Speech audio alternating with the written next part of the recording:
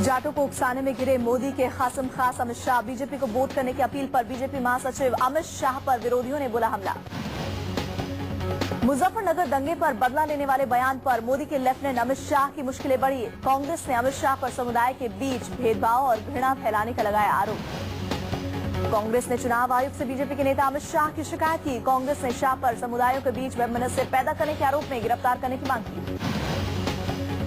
AICC legal cell के प्रमुख केसी मित्तल ने चुनाव आयोग से कार्रवाई करने के साथ शाह के खिलाफ एफआईआर दर्ज करने की मांग की।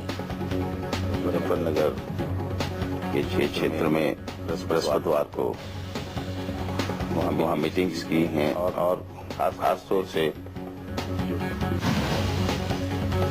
बीजेपी के उपाध्यक्ष मुख्तार अब्बास नकवी ने अमित शाह का बचाव किया। उन्होंने कहा कि अगर मुजफ्फरनगर में लोगों का अपमान हुआ है तो बदला तो लेना ही होगा।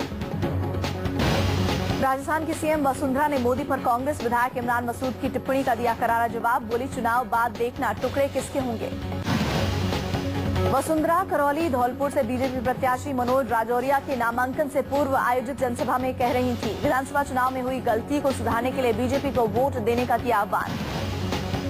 कांग्रेस उम्मीदवार इमरान मसूद का एक पुराना वीडियो सामने आया था देश के, और उसके बाद मसूद ने मोदी को लेकर दिया था उसमें भड़काऊ बयान। वीडियो सामने आने के बाद मसूद को जाना पड़ा था जेल।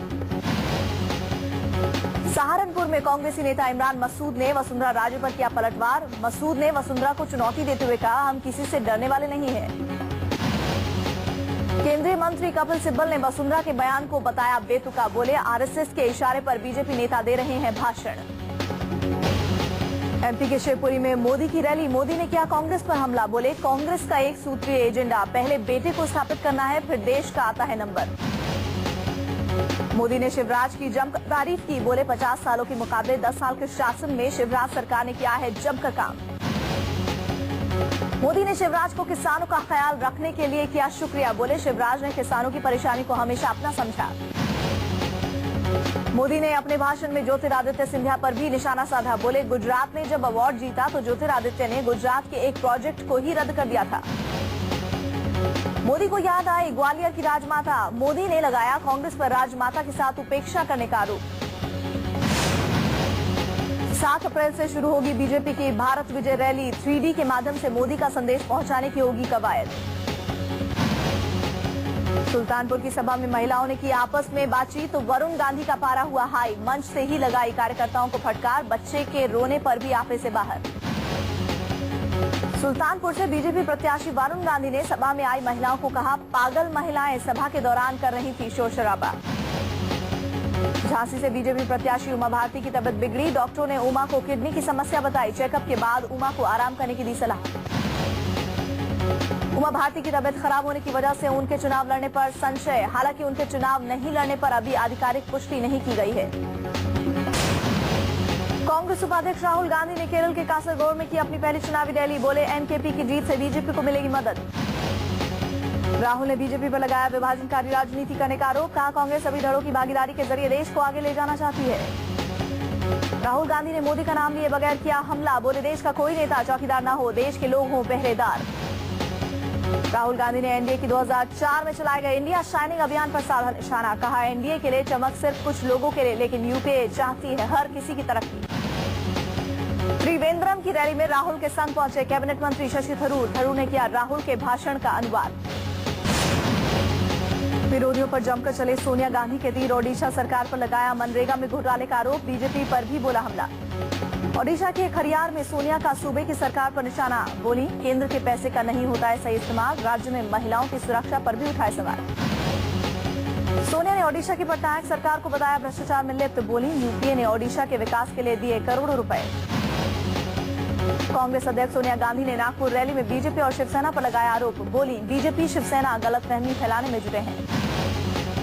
सोनिया ने यूपीए की विचारधारा की तारीफ की। जनता को वोट देने के पहले देश की पार्टियों की विचारधारा देखकर वोट देने की दी नसीहत। बुखारी भाइयों में महाभारत। जामा मस्जिद के शाही इमाम कांग्रेस के पक्ष में कूदे तो छोटे भाई ने दागा सवाल, क्या डील हो गई है। बुखारी के सियासी फतवे पर छोटे भाई का कड़ा विरोध। बोले, शाही इमाम ने कातिलों के हक में दिया है फैसला। जामा मस्जिद के शाही इमाम सैयद अहमद बुखारी के छोटे भाई ने सोनिया के संग बंद कमरे में हुई मुलाकात पर उठाए सवाल। पूछा, इमाम ने सोनिया के साथ मिलकर प्रेस कॉन्फ्रेंस क्यों नहीं की। शाही इमाम के छोटे भाई याह्या बुखारी ने राजनेताओं पर भरोसा न करने की दी नसीहत। बोले, वाजपेयी और मुलायम के किए वादे झूठे निकले तो सोनिया पर कैसे करें भरोसा। कांग्रेस अध्यक्ष सोनिया गांधी से मुलाकात के बाद शाही इमाम ने मुसलमानों से कांग्रेस को समर्थन की अपील की थी। जेडीयू ने जारी किया अपना चुनावी घोषणा पत्र। कार्यक्रम के दौरान पार्टी के राष्ट्रीय अध्यक्ष शरद यादव, नीतीश कुमार और सीनियर नेता केसी त्यागी मौजूद। 40 पन्नों के घोषणा पत्र में जेडीयू ने किए कई वायदे। घोषणा पत्र में 5 बुनियादी मसलों पर जोर। जेडीयू ने 25 सूत्रीय चार्टर भी किया जारी। जेडीयू ने चुनावी घोषणा पत्र में महिला सशक्तिकरण पर दिया खासा जोर। महिलाओं के लिए 50% आरक्षण की कही बात। भ्रष्टाचार और सांप्रदायिकता के मसले पर जीरो टॉलरेंस की नीति। सरकार की हैसियत में आने पर निजी क्षेत्र में आरक्षण की करेगी व्यवस्था।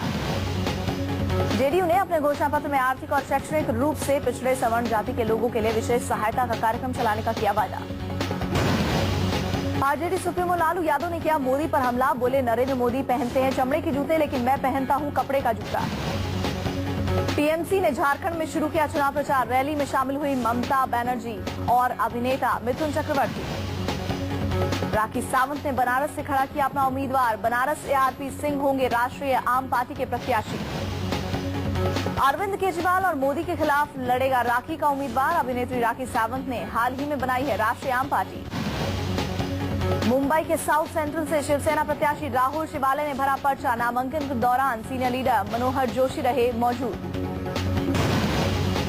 एसपी मिलिंद देवड़ा के खिलाफ नहीं खड़ा करेगी कोई उम्मीदवार। साउथ मुंबई से देवड़ा है कांग्रेस के उम्मीदवार। नॉमिनेशन के आखिरी दिन एसपी का फैसला। मुंबई के 4 सीटों पर कांग्रेस के खिलाफ नहीं उतारेगी अपना उम्मीदवार।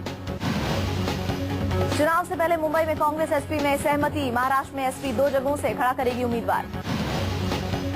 एसपी ने मुंबई के 4 सीटों से किया वॉकओवर। प्रिया दत्त और संजय निरुपम के खिलाफ उतारेगी अपना कैंडिडेट। यूपी के कैबिनेट मंत्री ने मुलायम को पीएम बनाने के लिए छेड़ा अभियान। 1100 ब्राह्मणों से शुरू करवाया यज्ञ।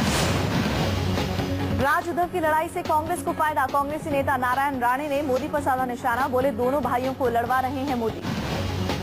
केंद्रीय मंत्री और एनसीपी नेता प्रफुल्ल पटेल एक नए विवाद में फंसे। प्रफुल्ल पटेल पर बीजेपी ने प्रचार अभियान में नरेंद्र मोदी की तस्वीर के इस्तेमाल करने का आरोप लगाया। बीजेपी ने प्रफुल्ल पटेल के खिलाफ चुनाव आयोग में की शिकायत। प्रफुल्ल पटेल महाराष्ट्र की गोंदिया भंडारा सीट से हैं एनसीपी उम्मीदवार। प्रफुल्ल पटेल के प्रचार वाले बुकलेट में मोदी की तस्वीर पर बढ़ा बवाल। जेडीयू के पूर्व नेता शिवानंद तिवारी ने ली एनसीपी नेता पर चुटकी।